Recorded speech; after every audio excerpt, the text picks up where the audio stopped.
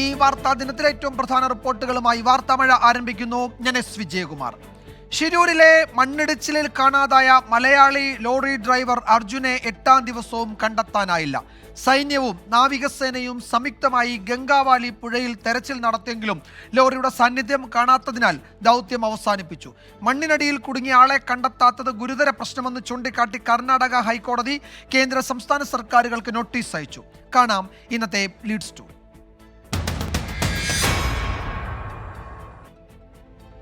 ഗംഗാവാലിപ്പുഴയുടെ തീരത്ത് നിന്ന് 40 മീറ്റർ അകലെ ലോഹ സാന്നിധ്യം കണ്ടെത്തിയതായിരുന്നു ഇന്നത്തെ ആശ്വാസം.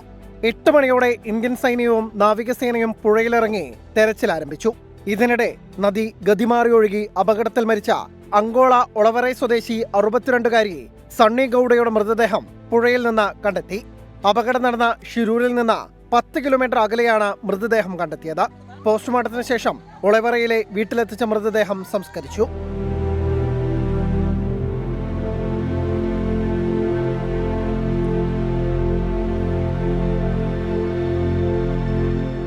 മലയാളി രക്ഷാപ്രവർത്തകൻ രഞ്ജിത്ത് ഇസ്രായേലിനും സംഘത്തിനും ഇന്നും പോലീസ് വിലക്കേർപ്പെടുത്തി. ജില്ലാ കളക്ടറുടെ അനുമതി ലഭിച്ചിട്ടും അപകടം നടന്ന സ്ഥലത്തേക്ക് കടക്കാൻ കർണാടക പോലീസ് അനുവദിച്ചില്ല. No, I am in the barricade, near the barricade. The police person is not entering me now to the... Deputy Commissioner, collector, ജില്ലാ കളക്ടർ ഡെപ്യൂട്ടി കമ്മീഷണർ പറഞ്ഞത് പുള്ളിക്കാരി വിളിച്ച് ലൈനിൽ കൊടുത്തിട്ടാക്കാൻ നമ്പർ സംശയം വന്നു. പുള്ളിക്കാരി ഓർഡർ ഇട്ടിട്ട് കയറ്റാം. പുള്ളിക്കാരി വിടുന്നില്ല. അവരുടെ എന്തുമാത്രം സെൻസ് ഇല്ലാത്ത ആലോചിച്ച് നോക്കി. ഇവരുടെ ശബ്ദം പോലും മനസ്സിലാകുന്നില്ല അവരുടെ കളക്ടറിന്റെ. ഡീപ് മെറ്റൽ ഡിറ്റക്ടർ ഉപയോഗിച്ച പുഴയിൽ നടത്തിയ തെരച്ചിലും ഒന്നും കണ്ടെത്താൻ കഴിഞ്ഞില്ല.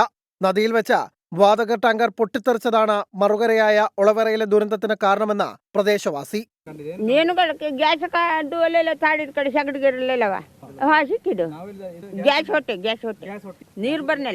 നദിയിൽ സ്ഫോടനം നടന്ന വാദം തെറ്റെന്ന് സ്ഥലം MLA നാളെ അത്യാധുനിക ഉപകരണങ്ങൾ സ്ഥലത്തെത്തിക്കും. And from Port Goa or from Port Mangalore, it is not feasible to bring now in this weather. Weather is rough. If the port department is allowing, definitely I will bring the dredger also. ഇടവിട്ട് പെയ്ത കനത്ത മഴയും കാറ്റും രക്ഷാപ്രവർത്തനത്തെ ബാധിച്ചു. റോഡിലെ മണ്ണ് മാറ്റുന്നതിൽ മാത്രമായിരുന്നു രക്ഷാപ്രവർത്തകരുടെ പ്രധാന ശ്രദ്ധ. ഇതിനിടെ ഷിരൂരിലെ മണ്ണിടിച്ചിലിൽ കാണാതായ മലയാളി ലോറി ഡ്രൈവർ അർജുനെ കണ്ടെത്താൻ കഴിയാത്തത് ഗുരുതര വിഷയമെന്ന് കർണാടക ഹൈക്കോടതി വിമർശിച്ചു. ഇക്കാര്യം ചൂണ്ടിക്കാട്ടി കേന്ദ്ര സംസ്ഥാന സർക്കാരുകൾക്ക് കോടതി നോട്ടീസ് അയച്ചു. ഇതുവരെയുള്ള പ്രവർത്തനങ്ങൾ ഇരു സർക്കാരുകളും ഹൈക്കോടതിയെ അറിയിച്ചു. ഹർജി നാളെ വീണ്ടും കോടതി പരിഗണിക്കും. ടീം 24 കർണാടക. ഷിരൂരിലെ മണ്ണിടിച്ചിലിൽ കാണാതായ അർജുനെ തിരിച്ചു കിട്ടും വരെ തെരച്ചിൽ തുടരണമെന്ന് കുടുംബം ആവശ്യപ്പെട്ടു. നിലവിലെ തെരച്ചിലിൽ തൃപ്തരാണ് എന്നാണ് അവർ അറിയിച്ചത്. സാധ്യമായ എല്ലാ യന്ത്രങ്ങളും ഉപയോഗിക്കണമെന്നും രക്ഷാപ്രവർത്തനം ഇതുപോലെ തന്നെ മുന്നോട്ട് പോകണമെന്നും അർജുന്റെ സഹോദരി അഞ്ജു പറഞ്ഞു. പ്രതികരണത്തിലേക്ക് ഇതുവരെ നമ്മൾ വിചാരിച്ച രീതിയിലുള്ള ഒരു ന്യൂസൊന്നും ഇതുവരെ കിട്ടിയിട്ടില്ല അർജുനെ പറ്റിയിട്ട്.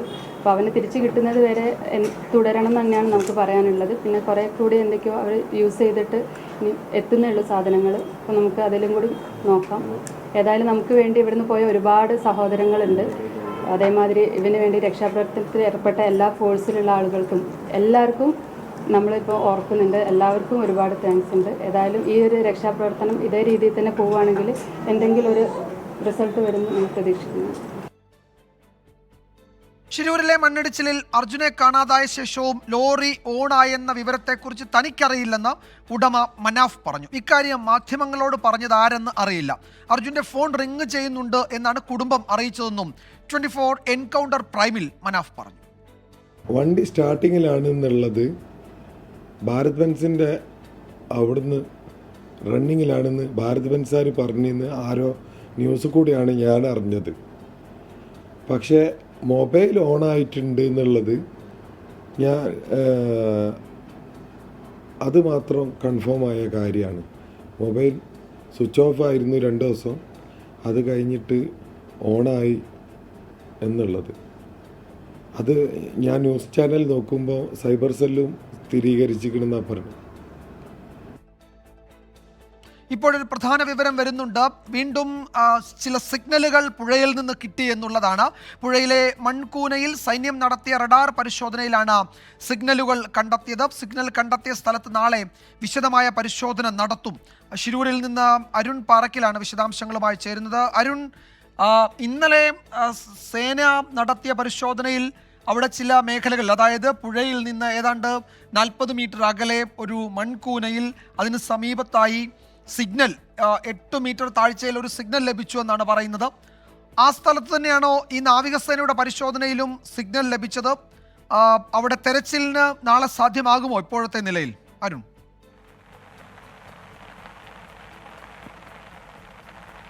വിജയകുമാർ സൂചിപ്പിച്ചതുപോലെ ആ 40 മീറ്റർ അകലെ 8 മീറ്റർ ആഴത്തിലൊരു സിഗ്നൽ കണ്ടെത്തിയിരുന്നു.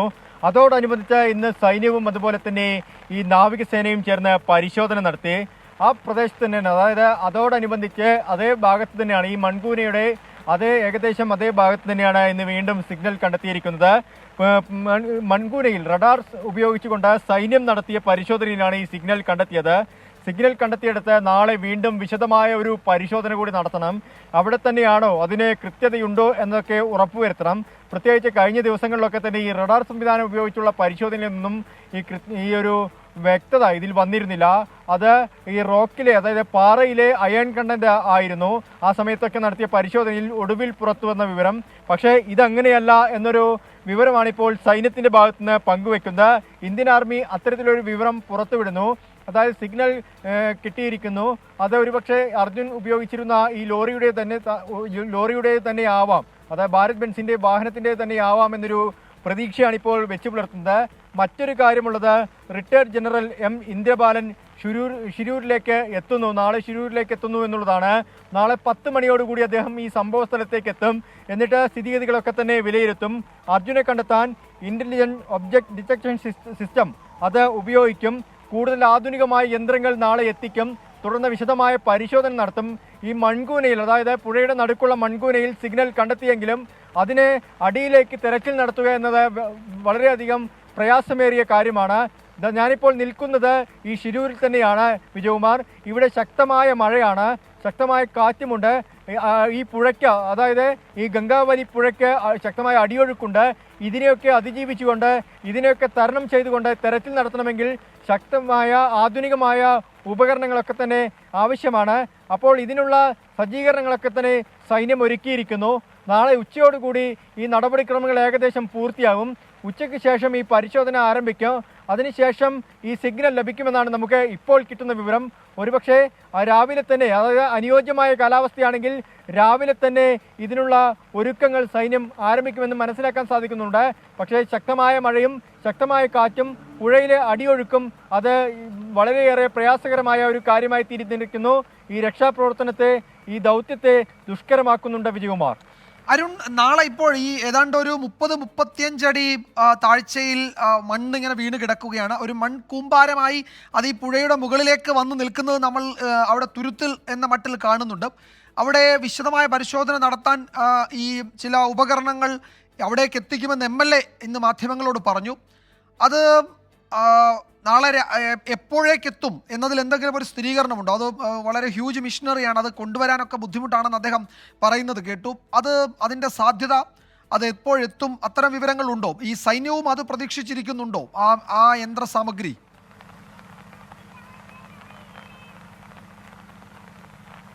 വിജയകുമാർ, തീർച്ചയായും. കാരണം അത്തരത്തിലുള്ള ആധുനികമായ യന്ത്രങ്ങൾ, വലിയ യന്ത്രങ്ങളൊന്നുമില്ലാതെ ഈ പുഴയിൽ തെരച്ചിൽ നടത്തുക എന്നത് അപ്രായോഗികമായ കാര്യമാണ്. കാരണം അത്രത്തോളം അടിയൊഴുക്കും മണ്ണുമൊക്കെ വിജയകുമാർ സൂചിപ്പിച്ചതുപോലെ 30-35 അടിക്ക് മുകളിൽ മണ്ണിങ്ങനെ കൂടിക്കിടക്കുകയാണ്.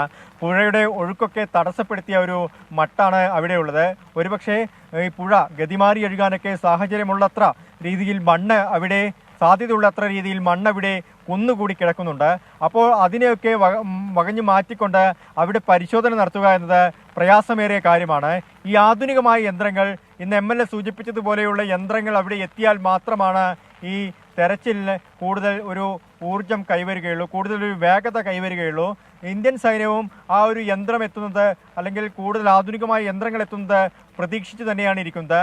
ഇപ്പോൾ ഈ റഡാർ സംവിധാനമൊക്കെ ഉപയോഗിച്ചുകൊണ്ട് കൂടുതൽ ആഴത്തിൽ ഈ ലോഹ സാന്നിധ്യം കണ്ടെത്താൻ കഴിയുന്ന, അല്ലെങ്കിൽ ഈ വാഹനത്തിന്റെ സാന്നിധ്യം കണ്ടെത്താൻ കഴിയുന്ന റഡാർ സംവിധാനമൊക്കെ ഉപയോഗിച്ച് പരിശോധന നടത്തുന്നുണ്ട്. പക്ഷേ ഈ മുങ്ങൽ വിദഗ്ധരൊന്നും ആ പുഴയിൽ അത്രത്തോളം എളുപ്പത്തിൽ ഈ മുങ്ങി തെരച്ചിൽ നടത്തുന്നതിനുള്ള ഒരു സാഹചര്യമല്ല ആ പുഴയിലുള്ളത്. അത്രത്തോളം കഠിനമായ ജോലിയാണ്, എളുപ്പമുള്ള ജോലിയല്ല. അടിയൊഴുക്ക് വളരെയേറെ ശക്തമാണ്. ഒപ്പം ഈ മഴയുടെ ഒരു സാന്നിധ്യം, മഴ ശക്തമായി തന്നെ പെയ്യുകയാണ്. അത് ഈ രക്ഷാപ്രവർത്തനത്തെ ദുഷ്കരമാക്കുകയാണ്. ഇന്ന് നേവിയും അതുപോലെ തന്നെ ഇന്ത്യൻ ആർമിയും ഒക്കെ പലതവണ ഈ വെള്ളത്തിലിറങ്ങി, പുഴയിലിറങ്ങി, ഗംഗാവലിയുടെ നടുഭാഗത്തേക്കൊക്കെ ഇറങ്ങി പരിശോധന നടത്തിയെങ്കിലും ശക്തമായി ആഞ്ഞു വീശുന്ന കാറ്റിൽ, ശക്തമായ മഴയിൽ അവർക്ക് പലതവണ കരക്ക് കയറേണ്ടി വന്നു. ഒടുവിൽ ഇന്ന് സാധാരണ ദിവസങ്ങളെക്കാളും, കഴിഞ്ഞ 7 ദിവസവും നടത്തിയ തെരച്ചിലിനേക്കാളും വേഗത്തിൽ അവർക്ക് കരക്ക് കയറേണ്ടി, ഈ തെരച്ചിൽ അവസാനിപ്പിക്കേണ്ടി വരുന്ന ഒരു സാഹചര്യമൊക്കെ ഉണ്ടായി. ഇന്ന് നേരത്തെ തന്നെ ഈ തെരച്ചിലൊക്കെ അവസാനിച്ചു. ഇനി ആധുനികമായ യന്ത്രങ്ങൾ എത്തണം. ആ യന്ത്രങ്ങൾ എത്തിയാൽ മാത്രമാണ് ഈ തെരച്ചിലുമായി ഈ സൈന്യത്തിനും അതുപോലെ തന്നെ നാവികസേനയ്ക്കും മുന്നോട്ട് പോകാൻ സാധിക്കൂ. ഈ വിദഗ്ധന്മാരടങ്ങിയ സംഘം നാളെ 10 മണിയോടെ എത്തും. യന്ത്രം നാളെ ഉച്ചയോടെ എത്തും. അതിനുശേഷം ഈ തെരച്ചിൽ കൂടുതൽ വേഗത കൈവരിക്കുമെന്നാണ് നമുക്ക് പ്രതീക്ഷിക്കാൻ കഴിയുന്നത്. വിജയകുമാർ. യെസ്, അരുൺ ഈ വിവരങ്ങൾ നൽകുകയായിരുന്നു. ഈ ദൃശ്യങ്ങൾ ഇപ്പോൾ നമ്മൾ കാണുന്നത് ഈ സിഗ്നൽ കിട്ടിയ ഭാഗത്ത്, ഈ തെരച്ചിലിന് ഒടുവിലായിരുന്നു അവിടെ നിന്ന് ഒരു ബലമുള്ള സിഗ്നൽ കണ്ടെത്തിയത്. ഈ പുഴയിലെ മൺകൂനയിൽ നാവികസേന നടത്തിയ പരിശോധന ഇന്ന് ഉച്ചയ്ക്ക് ശേഷം, അവിടെ കനത്ത മഴ ആ സമയത്ത് പെയ്യുന്നുണ്ടായിരുന്നു, അതിനിടയിൽ നടത്തിയ പരിശോധനയിലാണ് ഈ സിഗ്നലുകൾ അവിടെ കണ്ടെത്തിയത്. ക്ഷമിക്കണം, വൈകിട്ട് 5 മണിയോടെ നടത്തിയ പരിശോധനയിലായിരുന്നു ഈ സിഗ്നൽ ലഭിച്ചത്. ആ സമയത്തുള്ള ദൃശ്യങ്ങളാണിത്. അതിനുശേഷം പിന്നീട് പുഴയിൽ അടിയൊഴുക്ക് ശക്തമാവുകയും ഒരുപക്ഷെ കൂടുതൽ മഴ വനപ്രദേശങ്ങളിലൊക്കെ പെയ്തതോടെ ജലനിരപ്പ് ഉയരുകയും ഒക്കെ ചെയ്തു. അതുകൊണ്ട് അവിടെ വീണ്ടും ഇറങ്ങി പരിശോധനയ്ക്ക് അവർക്ക് കഴിയാതെ വന്നു. അതിനെ തുടർന്ന് പരിശോധന ഇന്ന് വൈകിട്ടോടുകൂടി താൽക്കാലികമായി അവസാനിപ്പിക്കുകയായിരുന്നു. നാളെ അവിടെ പരിശോധന ഉറപ്പായും തുടങ്ങും. നമുക്ക് ഈ ഘട്ടത്തിൽ അറിയാൻ കഴിയുന്നത് രാവിലെ, നാളെ അവിടെ പകൽ മുഴുവൻ മഴ പെയ്യുമെന്നാണ് അവിടുന്ന് ഷിരൂരിലെ വെതർ റിപ്പോർട്ട് വ്യക്തമാക്കുന്നത്. പക്ഷേ രാവിലെ കുറച്ച് സമയം മഴ തോർന്നു നിൽക്കും, ഉച്ചയ്ക്ക് ശേഷം വീണ്ടും മഴ സജീവമാകും. ഇതാണ് ഇപ്പോഴത്തെ അവിടുത്തെ വെതർ ഫോർകാസ്റ്റ്. അപ്പോൾ എന്തായാലും നാളെയും മഴയുണ്ടാകും. ആ മഴയെ അതിജീവിച്ച്, മോശം കാലാവസ്ഥയൊക്കെ അതിജീവിച്ച് അവിടെ തെരച്ചിൽ എത്രത്തോളം പ്രായോഗികമാകും എന്നതിനെ ആശ്രയിച്ചിരിക്കും നാളത്തെ നമുക്ക് ലഭിക്കാവുന്ന ഫലസൂചനയുടെ സ്വഭാവവും. അരുൺ തുടരുന്നുണ്ട്. അരുൺ, നാളെ ഇപ്പോൾ ഈ റിട്ടയർഡ് ജനറൽ എം ഇന്ദ്രപാലൻ അവിടേക്ക് വരുന്നുണ്ട്, ഷിരൂരിലേക്ക് വരുന്നുണ്ട്. അദ്ദേഹവുമായി നമ്മൾ ഇന്ന് സംസാരിക്കുകയും ഒക്കെ ചെയ്തിരുന്നു. എന്തായിരിക്കും അദ്ദേഹത്തിൻ്റെ ദൗത്യം നാളെ അവിടെ?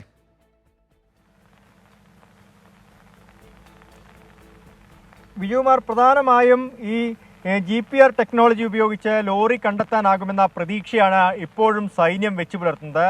കാരണം അത് ഈ പുഴയ്ക്ക് അടിയിൽ, അതായത് ഈ മണ്ണിനടിയിലുണ്ടെങ്കിലും അത് കണ്ടെത്താൻ ആവുമെന്നൊരു പ്രതീക്ഷ വെച്ചു പുലർത്തുന്നുണ്ട്. ഒപ്പം ഇൻ്റലിജൻറ്റ് ഒബ്ജക്റ്റ് ഡിറ്റക്ഷൻ സിസ്റ്റം ഉപയോഗിക്കുന്നുണ്ട്. അപ്പോൾ ഈ കൂടുതൽ അതിൽ പരിചയസമ്പന്നരായ ആളുകളെ ഉപയോഗിക്കണം. അത് സൈന്യത്തിന് അത്യാവശ്യമാണ്. പ്രത്യേകിച്ച് ഇങ്ങനെയൊരു ദുഷ്കരമായ ഘട്ടത്തിലൂടെയാണ് കടന്നു പോകുന്നത്. ഈ നദിയുടെ, അല്ലെങ്കിൽ ഈ ഒരു പ്രദേശത്തിൻ്റെ ഭൂപ്രകൃതിയുടെ ഒരു ഘടന അങ്ങനെയാണ്. നദി അതിവേഗതയിൽ തന്നെ കുതിച്ചൊഴുകുന്നു. മാത്രമല്ല ഈ കടലും പുഴയും സംഗമിക്കുന്ന ഏകദേശം ആ ഒരു പ്രദേശം കൂടിയാണ്. അവിടെ നിന്ന് കേവലം ഒരു 10 കിലോമീറ്റർ അകലെ മാത്രമാണ് ഈ കടലും പുഴയും സംഗമിക്കുന്ന ഗോകർണം എന്ന പ്രദേശമുള്ളത്. അതുകൊണ്ട് ഈ നദിക്ക് ഒഴുക്കിന് വേഗത കൂടുന്ന ഒരു സാഹചര്യമൊക്കെ ഈ പ്രദേശത്തുണ്ട്. അതിനെയൊക്കെ അതിജീവിച്ചുകൊണ്ട്, അതിനെയൊക്കെ തരണം ചെയ്തുകൊണ്ട് എങ്ങനെയാണ് ഈ ലോറിയെ, അല്ലെങ്കിൽ ഈ ഒരു വാഹനത്തെ ലോഹ സാന്നിധ്യം സ്ഥിരീകരിച്ചിട്ടുണ്ടെങ്കിൽ അതിനെ കണ്ടെത്തുക എന്നത് ഈ വിദഗ്ധന്മാരടങ്ങിയ കൂടുതൽ പരിചയസമ്പന്നരായ ആളുകളെ കൊണ്ട് മാത്രമേ സാധിക്കുകയുള്ളൂ. അവരുടെ ഒരു വിദഗ്ധോപദേശം, അവരുടെ സേവനം സൈന്യത്തിന്, ഈ ദൗത്യ സംഘത്തിന് അത്യാവശ്യമാണ്. നാളെ 10 മണിയോടുകൂടി അദ്ദേഹം അവിടെ എത്തുമെന്നാണ് നമുക്ക് മനസ്സിലാക്കാൻ സാധിക്കുന്നത്. ശരി, ഏതായാലും അരുൺ സൂചിപ്പിച്ചതുപോലെ വളരെ ദുഷ്കരമാണ് ആ ദൗത്യം. ഈ മണ്ണ് കൂമ്പാരത്തിനിടയിലുള്ള തെരച്ചിൽ, അതിന് എന്തൊക്കെ സാങ്കേതിക സൗകര്യങ്ങൾ ഉപയോഗിക്കാൻ കഴിയുമെന്നതൊക്കെ വളരെ പ്രധാനപ്പെട്ടതാണ്. അതൊക്കെ അവിടെ നാളെ തന്നെ ലഭ്യമാകുമോ? ഈ മോശം കാലാവസ്ഥയൊക്കെ ഇപ്പോഴും പ്രതിബന്ധമായി തുടരുന്നുണ്ട്. അതിനെയൊക്കെ അതിജീവിച്ച് നാളെ ചില നീക്കങ്ങൾ നടത്താൻ കഴിയും എന്നാണ് സേനാ വിഭാഗങ്ങളൊക്കെ പറയുന്നത്. നാവികസേനയും കരസേനയുടെയും അവിടെ യൂണിറ്റുകൾ അവിടെ തുടരുന്നുണ്ട്. നാളെ കൂടുതൽ എക്യുപ്മെൻറ്റ്സ് ഒക്കെ അവിടെ എത്തിച്ചുള്ള പരിശോധന നടക്കും എന്നാണ് ഈ ഘട്ടത്തിൽ ലഭ്യമാകുന്നത്. അരുൺ പാറക്കിലാണ് വിവരങ്ങൾ നൽകിയത് ഷിരൂരിൽ നിന്ന്. ഷിരൂരിൽ കാണാതായ അർജുനെ കണ്ടെത്താൻ റിട്ടയർഡ് ജനറൽ എം ഇന്ദ്രപാൽ ഷിരൂരിലേക്ക് അർജുനെ കണ്ടെത്താൻ ഇന്റലിജന്റ് ഒബ്ജക്ട് ഡിറ്റക്ഷൻ സിസ്റ്റം ഉപയോഗിക്കാൻ തീരുമാനിച്ചിട്ടുണ്ട്. ആർമിയിലെ മേജർ ജനറലായിരുന്നു എം ഇന്ദ്രപാൽ. അദ്ദേഹത്തിന്റെ സഹായം ദൗത്യസേന തേടുകയായിരുന്നു. നാളെ ദൗത്യസംഘത്തിന്റെ ഭാഗമാകുമെന്ന് അദ്ദേഹം അറിയിച്ചിട്ടുണ്ട്. ദേശീയപാതയിലേക്ക് ഇടിഞ്ഞു വീണ മല തകർത്ത ജീവിതങ്ങളുണ്ട് കർണാടകയിലെ അങ്കോലയിൽ. ഷിരൂർ ഗ്രാമത്തെ കണ്ണീരിലാഴ്ത്തിയ മണ്ണ് ഗംഗാവാലി പുഴയുടെ ഒഴുക്കിനെ തടസ്സപ്പെടുത്തി. നദി ഗതിമാറി ഒഴുകിയതോടെ മറുകരയായ ഒലവറയിലെ 6ഓളം വീടുകളാണ് തകർന്നടിഞ്ഞത്. 8 ദിവസം മുൻപൊരു പ്രഭാതം. എന്താണ് സംഭവിക്കുന്നതെന്ന് ചിന്തിക്കുന്നതിന് മുന്നേ സർവ്വതും പുഴയിൽ മുങ്ങി. മലയിടിഞ്ഞ് ഒഴുക്ക് തടസ്സപ്പെടുത്തിയതോടെ സംഹാര താണ്ഡവമാടിയ ഗംഗാവാലി കവർന്നെടുത്തത് 6 വീടുകൾ.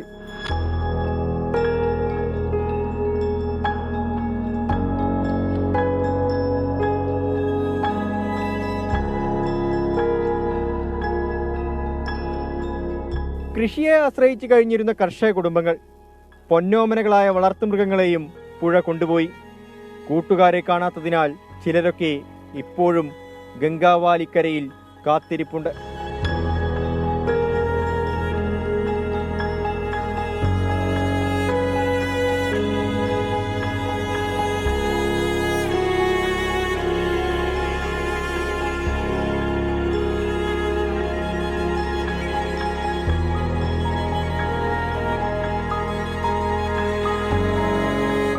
വീടും സമ്പാദ്യവും നഷ്ടമായതുപോലും പുറത്തറിയാൻ കേരളത്തിലെ മാധ്യമങ്ങൾ വരേണ്ടി വന്നെന്ന് വീട് നഷ്ടമായ ബൊമ്മാനന്ദ.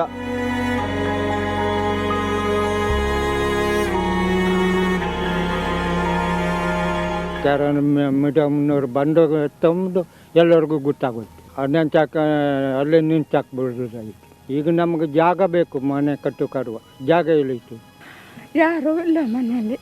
ಆ ಥರ ಇದು ಮನೆಯಲ್ಲೇ ನೋಡೋಕ್ಕೂ ಹಾಕಲ್ಲ, ಮನೇಲಿ ಒಳಕ್ಕೂ ಧೈರ್ಯ ಇಲ್ಲ, ಎಲ್ಲ ಬೀರಾಗಿದ್ದು.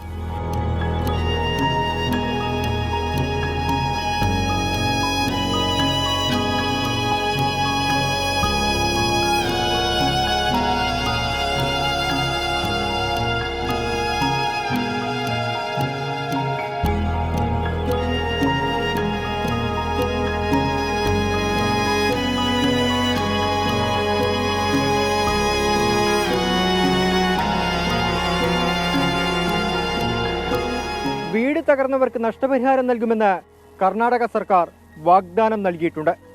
പക്ഷേ അപകടം നടന്ന ഇത്രയും ദിവസം പിന്നിട്ടിട്ടും ഒന്ന് ആശ്വസിപ്പിക്കാൻ പോലും ആരും ഇവിടെ തിരിഞ്ഞു നോക്കിയില്ലെന്നാണ് ഉയരുന്ന പരാതി. കർണാടകത്തിലെ അങ്കോലയിൽ നിന്ന് വിജേഷ് അണങ്കൂരിനും അഭിലാഷ് പള്ളിക്കരയ്ക്കുമൊപ്പം അരുൺ പാറക്കൽ, 24. നീറ്റിൽ പുനഃപരീക്ഷയില്ല. വ്യാപക ക്രമക്കേട് കണ്ടെത്താനായില്ലെന്ന് സുപ്രീം കോടതി വ്യക്തമാക്കി. ചോദ്യചോർച്ചയുണ്ടായെങ്കിലും പരീക്ഷയുടെ പവിത്രത തകർന്നിട്ടില്ലെന്ന് ചീഫ് ജസ്റ്റിസ് നിരീക്ഷിച്ചു. ബീഹാറിലും ജാർഖണ്ഡിലും ചോദ്യപേപ്പർ പുറത്തായതിന്റെ നേട്ടം 155 വിദ്യാർത്ഥികൾക്ക് ലഭിച്ചെന്ന് CBI കോടതിയെ അറിയിച്ചു. പുനഃപരീക്ഷ നടന്നാൽ 24 ലക്ഷം കുട്ടികളെ ഗുരുതരമായി ബാധിക്കുമെന്നും കോടതി വ്യക്തമാക്കി. നീറ്റ് പരീക്ഷാ ക്രമക്കേടുമായി ബന്ധപ്പെട്ട ഹർജികളിൽ മദ്രാസ് IITയുടെ റിപ്പോർട്ടും നാഷണൽ ടെസ്റ്റിംഗ് ഏജൻസി സമർപ്പിച്ച റിപ്പോർട്ടും സൂക്ഷ്മമായി പരിശോധിച്ചാണ് സുപ്രീം കോടതിയുടെ നിർണായക ഉത്തരവ്. ചോദ്യപേപ്പർ ചോർന്നു എന്നതിൽ തർക്കമില്ലെന്നും എന്നാൽ അത് മുഴുവൻ പരീക്ഷയുടെയും പവിത്രതയെ ബാധിച്ചിട്ടില്ലെന്നും സുപ്രീം കോടതി നിരീക്ഷിച്ചു. പരീക്ഷാ നടത്തിപ്പിൽ സാങ്കേതിക വീഴ്ചകൾ ഉണ്ടായിട്ടുണ്ടെങ്കിലും പുനഃപരീക്ഷ നടത്തേണ്ട സാഹചര്യമില്ല. ചോദ്യപേപ്പർ പുറത്തായതിന്റെ നേട്ടം 155 വിദ്യാർത്ഥികൾക്ക് മാത്രമാണ് ലഭിച്ചത്. പുനഃപരീക്ഷ നടത്തിയാൽ 24 ലക്ഷത്തിലധികം വിദ്യാർത്ഥികൾക്ക് ഗുരുതര പ്രത്യാഘാതങ്ങൾ സൃഷ്ടിക്കുമെന്നും കോടതി ഉത്തരവിൽ വ്യക്തമാക്കി. ചോദ്യപേപ്പർ ചോർച്ചയുമായി ബന്ധപ്പെട്ട CBI അന്വേഷണത്തിൽ പ്രതികളായി കൂടുതൽ വിദ്യാർത്ഥികളെ കണ്ടെത്തിയാൽ അവർക്കെതിരെ ഏത് ഘട്ടത്തിലും നടപടിയെടുക്കുവാനും സുപ്രീം കോടതി നിർദ്ദേശിച്ചു. സുപ്രീം കോടതി ഉത്തരവിൽ വ്യക്തിപരമായി ആശങ്കയുള്ള വിദ്യാർത്ഥികൾക്ക് ഹൈക്കോടതിയെ സമീപിക്കാം. ഭാവിയിൽ ഇത്തരം പ്രശ്നങ്ങൾ പരിഹരിക്കാൻ കേന്ദ്ര സർക്കാർ രൂപീകരിച്ച 7-അംഗ സമിതിക്ക് കൂടുതൽ നിർദ്ദേശങ്ങൾ നൽകും.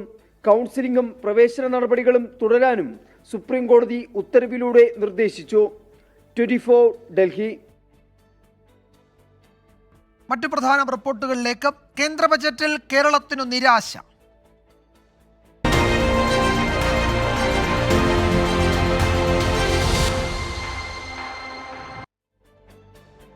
യുവാക്കളെയും മധ്യവർഗത്തെയും ലക്ഷ്യമിട്ട് മൂന്നാം മോദി സർക്കാരിന്റെ ആദ്യ ബജറ്റ് തൊഴിൽ, നൈപുണ്യ വികസനം, അടിസ്ഥാന സൗകര്യം, ചെറുകിട വ്യവസായം തുടങ്ങിയവയ്ക്കാണ് ഊന്നൽ. മുദ്രാ ലോൺ പരിധി 10 ലക്ഷത്തിൽ നിന്ന് 20 ലക്ഷമാക്കി ഉയർത്തി. മുൻനിര കമ്പനികളിൽ ഇന്റേൺഷിപ്പിന് 5000 രൂപ അലവൻസും ധനമന്ത്രി ബജറ്റിൽ പ്രഖ്യാപിച്ചു. ഏഴാം ബഡ്ജറ്റ് പ്രസംഗവും നിർമ്മലാ സീതാരാമൻ വായിച്ചു തുടങ്ങിയത് നേട്ടങ്ങളക്കമിട്ട്. യുവാക്കൾ, കർഷകർ, പാവങ്ങൾ, വനിതകൾ എന്നിവർക്ക് പ്രത്യേക ശ്രദ്ധ നൽകുന്നതാണ് തന്റെ ബഡ്ജറ്റ് എന്ന് ധനമന്ത്രി അവകാശപ്പെട്ടു. We need to focus on 4 major castes, namely the Garib, Mahilaye, Yuva and Annadata, the poor, women, youth and the farmer.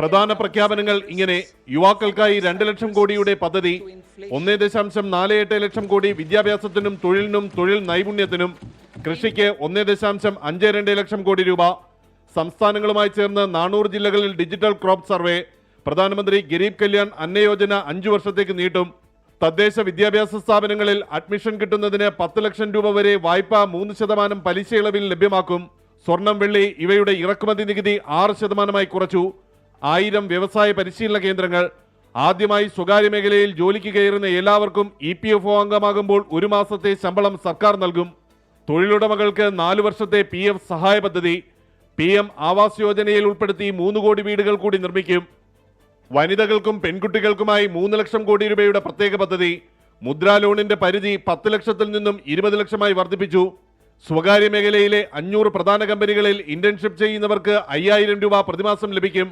30 ലക്ഷത്തിൽ കൂടുതൽ ജനസംഖ്യയുള്ള 14 നഗരങ്ങൾക്ക് അടിസ്ഥാന സൗകര്യ വികസനത്തിന് പ്രത്യേക പദ്ധതി, 11,11,111 കോടി രൂപ അടിസ്ഥാന സൗകര്യ മേഖലയിൽ വിനിയോഗിക്കും, ഹിമാചൽ പ്രദേശ്, അസം, ഉത്തരാഖണ്ഡ്, സിക്കിം എന്നിവയ്ക്കായി വെള്ളപ്പൊക്ക നിവാരണ പദ്ധതി, അർബുദ ചികിത്സയ്ക്കുള്ള 3 മരുന്നുകളെ കൂടി കസ്റ്റംസ് തീരുവയിൽ നിന്ന് ഒഴിവാക്കി.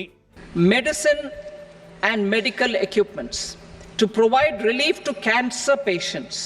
I propose to fully exempt 3 more medicines from customs duties. എല്ലാ സാമ്പത്തികേതര ആസ്തികളുടെയും ദീർഘകാല മൂലധന നേട്ടത്തിന് 12.5% നികുതി നിരക്ക് ഈടാക്കും. അറ്റ നികുതി വരുമാനം 23.83 ലക്ഷം കോടി രൂപയും ധനക്കമ്മി GDPയുടെ 4.9%. ജനപ്രിയ നിർദ്ദേശങ്ങൾ ചേരുംപടി ചേർത്താണ് നിർമ്മലാ സീതാരാമൻ ഇക്കുറി ബഡ്ജറ്റ് തയ്യാറാക്കിയിരിക്കുന്നത് എന്ന് ഫലത്തിൽ പറയാം. പക്ഷേ ഈ ബഡ്ജറ്റിലെ നിർദ്ദേശങ്ങൾ നടപ്പാക്കാൻ ആവശ്യമായ വിഭവ സമാഹരണം എങ്ങനെ വേണം എന്നതിൽ ബഡ്ജറ്റ് നിർദ്ദേശങ്ങൾ നീതി പുലർത്തുന്നു എന്നത് സംശയമുണർത്തുന്നു. ഡൽഹിയിൽ നിന്ന് R. രാധാകൃഷ്ണൻ, 24. കേന്ദ്ര ബജറ്റിൽ കേരളത്തോട് വിവേചനമെന്ന ആക്ഷേപം കേരളത്തിന് അർഹമായതുപോലും നിഷേധിച്ചെന്ന് ധനമന്ത്രി KN ബാലഗോപാൽ പറഞ്ഞു. കേരളം എന്ന വാക്കു പറയാൻ പോലും കേന്ദ്ര ധനമന്ത്രി തയ്യാറായില്ലെന്ന് പ്രതിപക്ഷ നേതാവ് VD സതീശനും കുറ്റപ്പെടുത്തി. വിമർശനം അടിസ്ഥാനരഹിതമാണെന്ന് BJP പ്രതികരിച്ചു. മോദി സർക്കാരിന്റെ ആയുസിനും ഭാവിക്കും വേണ്ടി മാത്രമുള്ള ബജറ്റ് എന്നാണ് മന്ത്രി KN ബാലഗോപാലിന്റെ പ്രതികരണം. ആകെയുള്ള വിഭവങ്ങളെടുത്ത മുന്നണിയിലുള്ളവർക്ക് നൽകി. ജനവിരുദ്ധവും നിരാശാജനകവുമായ ബജറ്റ് കേരളത്തെ വലിയ തോതിൽ ബാധിക്കും. BJP അക്കൗണ്ട് തുറന്നപ്പോൾ കേരളത്തിന്റെ അക്കൗണ്ട് പൂട്ടിയെന്നും മന്ത്രി ബാലഗോപാൽ. നമുക്ക് തരാനുള്ളതിൽ വെട്ടിക്കുറയ്ക്കപ്പെട്ടിട്ടുള്ളത് കണക്ക് സഹിതം പറഞ്ഞ് ആ പണം ഒരു പാക്കേജായിട്ട് വേണമെന്ന് പറഞ്ഞു. 24,000 കോടി. അതിനെപ്പറ്റി മിണ്ടിയില്ല. ആകെ ഈ 2 സ്റ്റേറ്റുകളുടെ കാര്യമേ പറഞ്ഞിട്ടുള്ളൂ. വിഴിഞ്ഞമെന്ന് പറഞ്ഞാൽ ഇന്ത്യയിലെ ഏറ്റവും വലിയ പോർട്ട. 1 രൂപ അതിനായിട്ട് എന്തെങ്കിലും ഒരു പാക്കേജ് വെച്ചോ. ഒരു എയിംസ് എത്ര വർഷമായിട്ട് നമ്മൾ ആവശ്യപ്പെടുന്നതാണ്. സ്ഥലം ഉൾപ്പെടെ മാറ്റിയിട്ടു. ഇതൊരു രാഷ്ട്രീയമായ ഒരു സ്റ്റേറ്റ്മെൻറ്റ് ഞാൻ നടത്തുന്നതല്ല. അത്രയേറെ വിഷമകരമായിട്ടാണ് കാര്യങ്ങൾ ചെയ്തിട്ടുള്ളത്. ദേശീയ ബജറ്റിന്റെ പൊതു സ്വഭാവം തന്നെ ഇല്ലാതാക്കിയെന്ന പ്രതിപക്ഷ നേതാവ് VD സതീശൻ കാർഷിക, തൊഴിൽ, തീരദേശ മേഖലകൾ ഉൾപ്പെടെ കേരളത്തെ പൂർണ്ണമായും അവഗണിച്ചു. ദുരന്ത നിവാരണ പാക്കേജിൽ കേരളത്തിന്റെ പേരേ ഇല്ല. എയിംസ് സംബന്ധിച്ച് നൽകിയ വാഗ്ദാനവും പാലിച്ചില്ല. BJP MPയെ വിജയിപ്പിച്ചാൽ സംസ്ഥാനത്തെ കൂടുതൽ പരിഗണിക്കുമെന്ന പ്രചരണത്തിലെ പൊള്ളത്തരം ബജറ്റിലൂടെ പുറത്തുവന്നുവെന്നും VD സതീശൻ പറഞ്ഞു. ബജറ്റ് നിർദ്ദേശങ്ങൾ അറിയുന്നതിന് മുമ്പ് തന്നെ കേരള വിരുദ്ധമെന്ന് പ്രചരിപ്പിക്കുന്നുവെന്ന BJP സംസ്ഥാന അധ്യക്ഷൻ K. സുരേന്ദ്രൻ. എയിംസ് വരുമെന്ന കാര്യത്തിൽ തർക്കം വേണ്ട. ബജറ്റിൽ ഉടനെ ഒരു IIM പ്രഖ്യാപിക്കുന്നു, ബജറ്റിൽ ഒരു എയിംസ് പ്രഖ്യാപിക്കുന്നു എന്നൊക്കെ നിങ്ങൾ എഴുതി പിടിപ്പിച്ചതിൻ്റെ കുഴപ്പമാണ്. ചില MP അത് ഇങ്ങനെ പറഞ്ഞുകൊണ്ടിരുന്നതിൻ്റെ കുഴപ്പമാണ്. എയിംസും ഇതൊന്നും പ്രഖ്യാപിക്കുന്നത് ബഡ്ജറ്റിലല്ല. പണ്ട് ഇതുപോലുള്ള കാര്യങ്ങൾ ഉണ്ടായിരുന്നു. നമ്മൾ 10 വർഷമായിട്ട് ഇത് കണ്ടുകൊണ്ടിരിക്കുകയാണ്. അപ്പോൾ അതുകൊണ്ട് കേരളത്തെ അവഗണിച്ചു എന്ന് എങ്ങനെയാണ് പറയുന്നത്? കേന്ദ്ര അവഗണനയ്ക്കെതിരെ കേരളത്തിൽ നിന്നുള്ള MPമാർ യോജിച്ചു പോരാടുമെന്ന് കെ രാധാകൃഷ്ണൻ, കൊടിക്കുന്നിൽ സുരേഷ് തുടങ്ങിയവർ പ്രതികരിച്ചു. 24 തിരുവനന്തപുരം. ബജറ്റിലെ ഏറ്റവും ആകർഷകമായ ഘടകങ്ങൾ എന്തിനൊക്കെ വില കുറയും, എന്തിനൊക്കെ വില കൂടും എന്നത് തന്നെയാണ്. വ്യാപാരം ലളിതമാക്കാനും തർക്കങ്ങൾ ഒഴിവാക്കാനും ലക്ഷ്യമിട്ട് ധനമന്ത്രി പ്രഖ്യാപിച്ച കസ്റ്റംസ് ഡ്യൂട്ടി പരിഷ്കാരങ്ങൾ വിവിധ മേഖലകൾക്ക് ഗുണം ചെയ്യും എന്നാണ് പൊതുവെ വിലയിരുത്തപ്പെടുന്നത്. അർബുദത്തിനുള്ള മരുന്നുകളുടെ ഉയർന്ന വില പല രോഗികളെയും വലച്ചിരുന്ന ഒരു ഘടകമാണ്. ക്യാൻസർ ചികിത്സയ്ക്ക് ഉപയോഗിക്കുന്ന 3 മരുന്നുകൾ പൂർണ്ണമായും കസ്റ്റംസ് തീരുവയിൽ നിന്ന് ഒഴിവാക്കിയതോടെ ഇവയ്ക്ക് വില കുറയും. എക്സ്റേ ട്യൂബുകൾക്കും മെഷീനുകൾക്കും വില കുറയും. മൊബൈൽ ഫോൺ ഉൽപ്പാദനത്തിൽ രാജ്യം സ്വയം പര്യാപ്തത കൈവരിച്ചെന്ന വിലയിരുത്തലിൽ അടിസ്ഥാന കസ്റ്റംസ് തീരുവ കുറയ്ക്കാൻ ധനമന്ത്രി തയ്യാറായി. മൊബൈൽ ഫോണുകൾ, മൊബൈൽ പ്രിന്റഡ് സർക്യൂട്ട് ബോർഡ് അസംബ്ലികൾ, ചാർജറുകൾ എന്നിവയുടെ അടിസ്ഥാന കസ്റ്റംസ് തീരുവ 15% കുറച്ചതോടെ വിലക്കുറവിൽ ഈ ഉൽപ്പന്നങ്ങൾ ലഭ്യമാകും. സ്വർണ്ണ വ്യാപാരികളുടെ വർഷങ്ങളായുള്ള ആവശ്യമായിരുന്നു സ്വർണത്തിന്റെ ഇറക്കുമതി തീരുവ കുറയ്ക്കണം എന്നത്. സ്വർണം, വെള്ളി ഇറക്കുമതി തീരുവ 6%, പ്ലാറ്റിനത്തിന്റേത് 6.4% കുറച്ചു. ബജറ്റ് പ്രഖ്യാപനത്തെ തുടർന്ന് സംസ്ഥാനത്ത് സ്വർണം പവന് 2000 രൂപ കുറഞ്ഞ് 51,960 രൂപയായി. തീരുമാനം സ്വർണ്ണക്കള്ളക്കടത്ത് കുറയ്ക്കുമെന്നും വിലയിരുത്തലുണ്ട്. ചെമ്മീനും മീൻതീറ്റയ്ക്കും തീരുവ 5% കുറച്ചത് വില കുറയാനും സമുദ്ര കയറ്റുമതി മേഖലയിൽ മത്സരക്ഷമത കൂട്ടാനും ഇടയാക്കും. സോളാർ സെല്ലുകളുടെയും പാനലുകളുടെയും നിർമ്മാണത്തിനുള്ള മൂലധന ഉൽപ്പന്നങ്ങളെ തീരുവയിൽ നിന്ന് ഒഴിവാക്കിയത് പുനരുപയോഗ ഊർജ്ജ മേഖലയിലെ കമ്പനികൾക്കും ഉപഭോക്താക്കൾക്കും ഗുണമാകും. 25 തന്ത്രപ്രധാന ധാതുക്കളെ കസ്റ്റംസ് തീരുവയിൽ നിന്ന് ഒഴിവാക്കിയത് ധാതു വ്യവസായങ്ങൾക്ക് പ്രോത്സാഹനമാകുമെന്നാണ് വിലയിരുത്തൽ. തുണിത്തരങ്ങൾക്കും തുകൽ ഉൽപ്പന്നങ്ങൾക്കും വില കുറയും. എന്നാൽ നികുതി കൂട്ടിയതിനാൽ ടെലികോം ഉപകരണങ്ങൾ, അമോണിയം നൈട്രേറ്റ്, അജൈവ പ്ലാസ്റ്റിക് എന്നിവയ്ക്ക് വില ഉയരും. PVC, ഫ്ലക്സ് ബാനറുകൾക്ക് തീരുവ 25% കൂട്ടിയതിനാൽ വില കൂടും.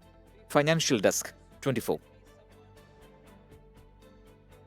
NDA ഘടകകക്ഷികൾ ഭരിക്കുന്ന ബീഹാറിനും ആന്ധ്രാപ്രദേശിനുമാണ് ഇത്തവണ ബജറ്റിൽ കൂടുതൽ പരിഗണന ലഭിച്ചത്. ബീഹാറിന്റെ അടിസ്ഥാന സൗകര്യ വികസനത്തിനും ടൂറിസം വികസനത്തിനുമായി കോടികളുടെ പദ്ധതികളാണ് ബജറ്റിലുള്ളത്. ആന്ധ്ര തലസ്ഥാന നഗര വികസനത്തിന് 15,000 കോടി രൂപയും പ്രഖ്യാപിച്ചു. സർക്കാരിനെ താങ്ങി നിർത്തുന്ന JDU-വിനെയും TDP-യെയും സന്തോഷിപ്പിക്കാനുള്ള ബജറ്റെന്ന് പ്രതിപക്ഷം വിമർശിച്ചു. ഉദ്ദിഷ്ടകാര്യത്തിന് നിതീഷ് കുമാറിനും ചന്ദ്രബാബു നായിഡുവിനുമുള്ള ഉപകാരസ്മരണയായി 3ാം നരേന്ദ്രമോദി സർക്കാരിന്റെ ആദ്യ budget. The states in the eastern part of the country are rich in endowments and have strong cultural traditions. We will formulate a plan, Purvodaya, for the all-round development of the eastern region of the country, covering Bihar, Jharkhand, West Bengal, Odisha and Andhra Pradesh. ആന്ധ്രാപ്രദേശിന് പ്രത്യേക വികസന പദ്ധതി, വ്യവസായ ഇടനാഴിയും ലഭിക്കും. 15,000 കോടിയുടെ പ്രത്യേക ധനസഹായത്തിനാണ് നിർദ്ദേശം. അമരാവതിയിൽ പുതിയ തലസ്ഥാനം പണിയുന്നതിനായി ആവശ്യമായ സഹായവും ബഡ്ജറ്റ് വാഗ്ദാനം ചെയ്തു. ബീഹാറിന് 26,000 കോടിയുടെ അടിസ്ഥാന സൗകര്യ വികസന പദ്ധതിയാണ് ലഭിക്കുക. സംസ്ഥാനത്തിന് അധിക വായ്പ ലഭിക്കാനുള്ള നടപടി ത്വരിതപ്പെടുത്തും. ബീഹാറിലെ ഗയയിൽ അമൃത്സർ കൊൽക്കത്ത പാതയിൽ പുതിയ വ്യവസായ കേന്ദ്രം സ്ഥാപിക്കും. സംസ്ഥാനത്ത് റോഡ് പദ്ധതികൾക്കായി 26,000 കോടി ലഭ്യമാക്കും. കൂടാതെ പുതിയ വിമാനത്താവളങ്ങളും മെഡിക്കൽ കോളേജുകളും കായിക കേന്ദ്രങ്ങളും സംസ്ഥാനത്തിന് ബഡ്ജറ്റ് ഉറപ്പു നൽകി. വെള്ളപ്പൊക്ക നിവാരണ പദ്ധതിക്കായി 11,500 കോടി രൂപയും ബീഹാറിന്റെ ഖജനാവിൽ കേന്ദ്രവിഹിതമായി എത്തും. ബീഹാർ, ആന്ധ്ര സംസ്ഥാനങ്ങൾക്ക് നൽകിയ പ്രത്യേക പരിഗണനയ്ക്കെതിരെ മറ്റു സംസ്ഥാനങ്ങളിൽ നിന്നുള്ള എംപിമാർ ലോക്സഭയിൽ പ്രതിഷേധമുയർത്തി. Bihar has frequently suffered from floods, many of them originating outside the country. We will provide assistance to Assam for flood management and related projects. ബഡ്ജറ്റിലെ പ്രഖ്യാപനങ്ങളെ സ്വാഗതം ചെയ്യുന്നതായി 2 സംസ്ഥാനങ്ങളിലെയും മുഖ്യമന്ത്രിമാർ അറിയിച്ചു. അധികാരം നിലനിർത്താനായെങ്കിലും പൊതുതെരഞ്ഞെടുപ്പിൽ ചില സംസ്ഥാനങ്ങളിൽ NDA മുന്നണിക്കുണ്ടായ പരിക്ക് കഴിഞ്ഞ പൊതുതെരഞ്ഞെടുപ്പിൽ ഏറെ വലുതാണ്. ആ സംസ്ഥാനങ്ങളിലെ വരുന്ന നിയമസഭാ തെരഞ്ഞെടുപ്പിൽ പുതിയ ബഡ്ജറ്റിലെ നിർദ്ദേശങ്ങൾ തങ്ങൾക്ക് അനുകൂലമായി മാറും എന്നാണ് സർക്കാരിൻ്റെ കണക്കുകൂട്ടൽ. ഡൽഹിയിൽ നിന്ന് R. രാധാകൃഷ്ണൻ, 24. മധ്യവർഗത്തിന് നിരാശ സമ്മാനിച്ച് ആദായ നികുതി ഘടനയിൽ കാതലായ മാറ്റങ്ങളൊന്നും വരുത്താതെ ബജറ്റ് പ്രഖ്യാപനം. പുതിയ നികുതി സംവിധാനം അനുസരിച്ചുള്ള സ്റ്റാൻഡേർഡ് ഡിഡക്ഷൻ 50,000-ൽ നിന്ന് 75,000 ആക്കി ഉയർത്തിയിട്ടുണ്ട്. പഴയ നികുതി സംവിധാനത്തിൽ മാറ്റമൊന്നുമില്ല. ശമ്പളക്കാർക്ക് ആശ്വാസം നൽകി പുതിയ സംവിധാനത്തിലെ സ്റ്റാൻഡേർഡ് ഡിഡക്ഷൻ 50,000 ആയിരുന്നത് 75,000 ആക്കി ധനമന്ത്രി നിർമ്മല സീതാരാമൻ. പുതിയ സ്കീം തെരഞ്ഞെടുത്ത ശമ്പളക്കാർക്ക് ഇതോടെ 17,500 രൂപയോളം നേട്ടമുണ്ടാകും. പുതിയ സ്കീമിലെ ആദായ നികുതി സ്ലാബുകൾ പരിഷ്കരിച്ചു. 3 ലക്ഷം വരെ വാർഷിക വരുമാനമുള്ളവർക്ക് നികുതിയില്ല. 3 ലക്ഷം മുതൽ 7 ലക്ഷം വരെ 5%, 7 ലക്ഷം മുതൽ 10 ലക്ഷം വരെ 10%, 10 ലക്ഷം മുതൽ 12 ലക്ഷം വരെ 15%, 12 ലക്ഷം മുതൽ 15 ലക്ഷം വരെ 20%, 15 ലക്ഷത്തിന് മുകളിൽ 30% എന്ന മട്ടിലാണ് മാറ്റം. അതേസമയം പഴയ സ്കീമിലുള്ള നികുതിദായകർക്ക് ഇളവുകളില്ല. നികുതി ലളിതമാക്കാനും നികുതിദായകർക്ക് തലവേദനയില്ലാത്ത സേവനങ്ങൾ ലഭ്യമാക്കുന്നതിനും വ്യവഹാരങ്ങൾ കുറയ്ക്കാനും ലക്ഷ്യമിട്ട് നടപടികളുണ്ട്. അതിന്റെ ഭാഗമായാണ് 1961 ആദായ നികുതി നിയമത്തിൽ സമഗ്ര പരിഷ്കാരത്തിനുള്ള പ്രഖ്യാപനം. ജീവകാരുണ്യ പ്രവർത്തനങ്ങൾക്കുള്ള 2 നികുതി ഇളവ് വ്യവസ്ഥകൾ ഒന്നാക്കണമെന്ന നിർദ്ദേശവുമുണ്ട്. ഇ-കൊമേഴ്സ് ഓപ്പറേറ്റേഴ്സിന് TDS നിരക്ക് 1 നിന്ന് 0.1% കുറയ്ക്കാൻ തീരുമാനിച്ചിട്ടുണ്ട്. 2 വർഷത്തിനുള്ളിൽ എല്ലാ നികുതി സേവനങ്ങളും ഡിജിറ്റൽ രൂപത്തിലാക്കുമെന്നും ധനമന്ത്രി പറഞ്ഞു. പ്രത്യക്ഷ നികുതി, എക്സൈസ്, സേവന നികുതി എന്നിവയുമായി ബന്ധപ്പെട്ട അപ്പീലുകൾക്കുള്ള സാമ്പത്തിക പരിധി വർദ്ധിപ്പിച്ചിട്ടുണ്ട്. അപ്പീലുകൾ കുറയ്ക്കാൻ നീക്കം സഹായിക്കുമെന്നാണ് നികുതി വിദഗ്ധർ പറയുന്നത്. Futures and options, security transfer tax യഥാക്രമം 0.02%, 0.1% വർദ്ധിപ്പിച്ചു. പെൻഷൻകാർക്കുള്ള കുടുംബ പെൻഷന്റെ നികുതി ഇളവ് 15,000 രൂപയിൽ നിന്ന് 25,000 രൂപയായി ഉയർത്തി. സാമ്പത്തികേതര ആസ്തികളുടെ ദീർഘകാല നേട്ടങ്ങൾക്കുള്ള നികുതി 12.5% വർദ്ധിപ്പിച്ചിട്ടുണ്ട്. Financial desk 24. 80ാം പിറന്നാൾ ജീവനക്കാർക്കൊപ്പം ആഘോഷിച്ച് Flowers Gokulam group of companies chairman Gokulam Gopalan. ചെന്നൈയിലായിരുന്നു ആഘോഷ പരിപാടികൾ. തമിഴ്നാട് മുനിസിപ്പൽ അഡ്മിനിസ്ട്രേഷൻ മന്ത്രി KN Nehru, 24 chief editor R Sreekandan Nair, നടൻ ജോജു ജോർജ് തുടങ്ങി നിരവധി പ്രമുഖർ ആശംസ അർപ്പിക്കാനെത്തി. ആഘോഷത്തിന്റെ ഭാഗമായി എഗ്മോർ മെറ്റേണിറ്റി ആശുപത്രിയിൽ ഇന്ന് ജനിച്ച 80 കുരുന്നുകൾക്ക് കിറ്റുകൾ വിതരണം ചെയ്തു.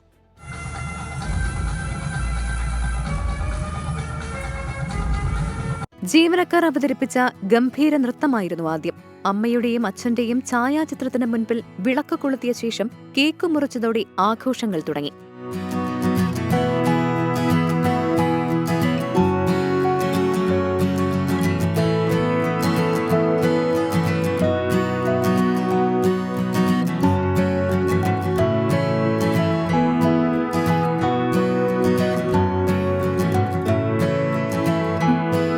ചടങ്ങിനെ ധന്യമാക്കി പ്രമുഖരായ വ്യക്തിത്വങ്ങൾ. എല്ലാവർക്കും പറയാൻ ഒന്നു മാത്രം: ഗോകുലം ഗോപാലൻ എന്ന വ്യക്തിയുടെ നന്മകളെക്കുറിച്ച്. புதிதாக ஆரம்பித்து 7,000 கோடி வரை வரவு செலவு செய்கிற வகையில் மக்கள் நம்பிக்கை பெற்று, தொழிலாளர்களுடைய நம்பிக்கை பெற்று, அதில் பணிபுரிகளுடைய நம்பிக்கை பெற்று ஒரு மாபெரும் நிறுவனமாக வளர்ந்திருக்கிறது சொன்னால் அவருடைய நேர்மையும் உழைப்பினால் அந்த அளவுக்கு வந்திருக்கிறது. அவருடைய மரணம் அனைவரும் எங்களுக்கு எப்போது அழைத்தாலும் அவர்களிடம் நாங்கள் வருவதற்கு காரணம், நாங்கள் சிரமப்படும் போது எங்களுக்கு உதவியவர்கள் என்று சொன்னால் அதில் பிரவாசம். ഗോകുലം ഗോപാലിനെ അനുകരിക്കാൻ പലരും ശ്രമിക്കാറുണ്ട്. എന്നാൽ അത് കുറച്ച് ബുദ്ധിമുട്ടേറിയ കാര്യമാണെന്ന് 24 chief editor R Sreekandan Nair പറഞ്ഞു. പ്രായം തളർത്താത്ത കഠിനാധ്വാനിയാണെന്നും ജീവനക്കാരെ ചേർത്തു പിടിക്കുന്നതാണ് അദ്ദേഹത്തിന്റെ വിജയരഹസ്യമെന്നും R ശ്രീകണ്ഠൻ നായർ. കൃത്യമായ ഒരു ലക്ഷ്യസാധ്യത്തിനു വേണ്ടി വടകരയിലെ ഒരു സാധാരണ കുടുംബത്തിൽ ജനിക്കുകയും ഒരു ജോലി അന്വേഷിച്ച് ഈ മഹാനഗരത്തിലേക്ക് വന്നിറങ്ങുകയും ചെയ്ത ഒരാൾ ഇത്രയും വലിയൊരു ബിസിനസ് സ്ഥാപനം, ഒരു സാമ്രാജ്യം കെട്ടിപ്പടുക്കുക എന്ന് പറയുന്ന ഒരു യാഥാർത്ഥ്യം അങ്ങനെ ഉണ്ടായിട്ടുണ്ടെങ്കിൽ ഒരു പുരുഷായുസ് മുഴുവൻ കഠിനാധ്വാനം ചെയ്തതിന്റെ ഏറ്റവും വലിയ ലക്ഷണമായിട്ടാണ് ഞാൻ അതിനെ കാണുന്നത്. ജീവനക്കാരനായാണ് തുടങ്ങിയത്. അതുകൊണ്ടാണ് പിറന്നാൾ ആഘോഷത്തിന് സ്റ്റാഫ് ഡേ എന്ന് പേരിട്ടതെന്ന് ഗോകുലം ഗോപാലൻ. എന്നെ பொறுத்தவரைக்கும் அந்த ஸ்டாஃப் நிலைமை தான் ഞാൻ ഇന്ന് ഇരിക്കുന്നത്. அந்த மைண்ட் இன்னுமே போகல.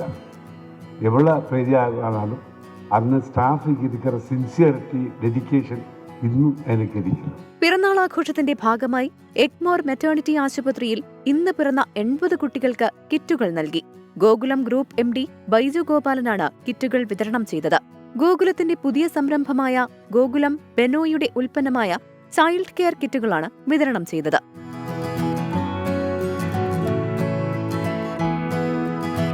Gokulam group vice chairman BC Praveen, വിവിധ മലയാളി അസോസിയേഷൻ പ്രതിനിധികൾ, രാഷ്ട്രീയ സാംസ്കാരിക നേതാക്കൾ തുടങ്ങി നിരവധി പ്രമുഖർ ചടങ്ങിനെത്തി. പ്രമുഖ ഗായകർ അണിനിരുന്ന ഗാനമേളയും ജീവനക്കാർക്കായി ഒരുക്കിയിരുന്നു.